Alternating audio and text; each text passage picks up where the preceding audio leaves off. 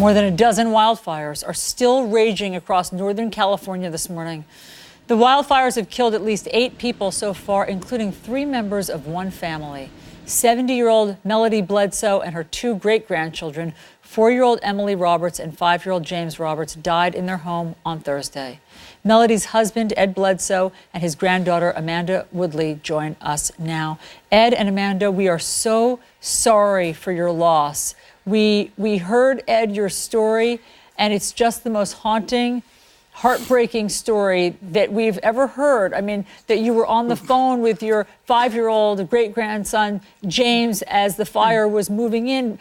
Can you tell us what happened when you went to the doctor? You left the house to go to the doctor. Did you know how close the wildfires were at that moment?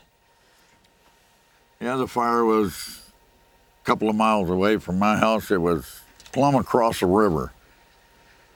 It wasn't nowhere near my house. And that they didn't give no evacuation notices or nothing. They just, my wife called me and I took off back up there, and when I got up there, there's traffic blocking the road all the way, but I got out and run towards the house, and I got down there, and some guy was blown over by the fire. I helped him get out, but I still went down there, and they stopped me and wouldn't let me go in. It's my baby. It's my wife. I should have been laying on there with them. Oh, Ed. I should have went regardless of what anybody said. The fire was just a big old fire tornado, and the fire didn't come across down towards my house. It come around the river and come in behind my house. Yeah. And the fire wasn't on the ground. My son lived next door. He pulled up to get out, Gary Baldwin, and when he opened the door to get out, his hair caught on fire and burned all the hair off his arms and took his breath. Oh, my gosh. I mean, listen, so he got Ed, back in the car. Ed, I don't mean to interrupt, but I just wanted to stop to say, everybody understands that feeling, your sentiment of your guilt or your devastation and feeling like you should have been there, but you can't fight nature. I mean, this is too powerful. These are still raging. You could not have done anything. I mean, that's what, that's what all of us want you to know. This is too much. It's overpowering families. Amanda, can you explain to us, for those of us who luckily don't live in a wildfire zone, how hard it is to escape? What it is like when it encroaches in on a house? Well, the anxiety, I mean, it's really scary. And from what Gary was saying, he tried to get out, and the tornado was hovering over the house. It hadn't even hit the ground. It was just a tornado fire over the house. And it took him a minute and a half to catch his breath, and he tried everything he could to. So there was nothing anyone could do. And my son, Brian Bledsoe, he was coming up the fire on the other side, drove through a big old flame. And we had a family on the other side trying to get in. His wife was just screaming because the fire was around him, and she made him back up, which he should have anyway. He couldn't. There wasn't no way he could got into my house. It just sucked the roof off the house, and the walls fell out, and the roof went right back down on him. Oh my gosh. I mean, that's what those of us who've never lived through a wildfire can't understand, is the tornado of fire that you're describing, that it's over your house, that it's spinning around your house, and that it could take the roof off of your house. I mean, these are things that our imagination can't even deal with, and that you all just witnessed. We've never seen it. We've never seen anything like it.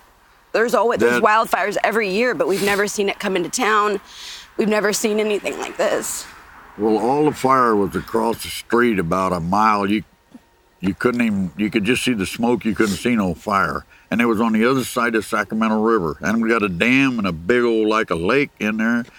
And so that's where they was watching to see if the fire was coming across, and it never did come across her. It went down the river, come around, come in behind us. And it just got us. It just I talked to Junior, and he just knew I was going to get in there and get him. He just said, "Grandpa, I know I'm holding on to Emily and Grandma." I said, "We're waiting for you." I said, "Don't go in the back door. It's on fire. Come in the front door." I said, "I'm on my way. I'll be there, honey. You just don't worry. Grandpa's here. I'm right down the road a little bit." I said, "I'll be there." I just wanted to comfort him best I could. I can't imagine what Grandma was going through staying calm. I mean, that's so brave. I mean, how can you stay calm? And, Grandpa, you lulled them to sleep for their final time. It was peaceful. They just went to sleep, and you calmed them until they went to sleep. And I realized that yesterday, and that eased my heart a lot yesterday. But I'm their protector. I should have had my damn buddy taken care of. Oh, Ed, I think Amanda's right. I think the fact that you were on the phone with them and that they heard your voice and that you were keeping them calm, and there's nothing that you could have done when you got back to the house or had you been in the house. I mean, look at what you're describing, what all of your relatives. I could have laid on top of them and protected them. Ed, listen. I could have laid down on top of them and kept them out of the fire. Yeah, I understand it. I could have done anything. Nothing you could have done. And then Papa. you would have died, obviously, Ed. So, I could have maybe, my big old fat body would have protected them until the fire went out or something. Oh, Ed, I don't think that's how it works, But I do think, Ed, that you make a good point that there were no evacuation orders. I mean, how would you have known to get everybody else out? You were watching the wildfires. I mean, are your neighbors all evacuated now? Why weren't there evacuation orders? No, there's 6 people perished in it by my house, and 2 Caterpillar drivers died, and a firefighter died up there in it. It was so terrible. I believe at that point, even the professionals were like, "This is a beast." And professionals, some of them were down the road a little ways, but it got them too, I guess. Yeah, it just got out of hand so fast. It had its own weather system. It's just tragic for everyone, and we're sorry for the other family too that lost people. My son said the grass wasn't on fire, just the trees were getting sucked up in the air and burning, and he said when he opened his door, the leaves hit him like somebody was slapping him. He said he got out and burned his hair, and he's burned all the hair off his arms, and caught his hair on fire on his head, and he started sucking his breath out, so he got back in his car and tried to get out. He did get out. Oh, my gosh. It's unimaginable. I mean, what you're describing is so vivid for the rest of us because, those of us who've never lived through a wildfire imagine a house fire. We know house fires. And sometimes, maybe, if you're lucky, somehow you can get out a window or you can go out a door. But with a wildfire, what you're describing, I mean, hearing you, Amanda, say that it has its own weather system and that it's a tornado. It's a fire tornado all around your house. And there's no escaping from that. And it's ripping the roof off of your house. And you are just completely helpless to that level of Mother Nature. Yeah. And Ed and Amanda, we are praying for you. We're praying for your family. I want to point out to our viewers, you have a GoFundMe page. It's on, we're going to put it on the screen there. It's a GoFundMe page. It's up to more than $50,000 so far. And of course, all of this is to help your family and your great-grandchildren. Do you want to say a last word, Ed? Hey, I want to tell you something.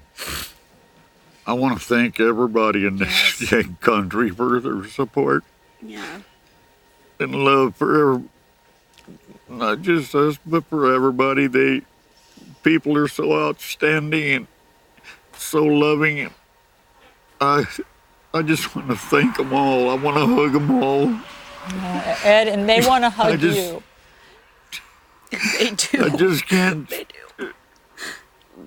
I want to thank them all. I want you to tell them all how much I love them. I thank them for all their support. Yeah.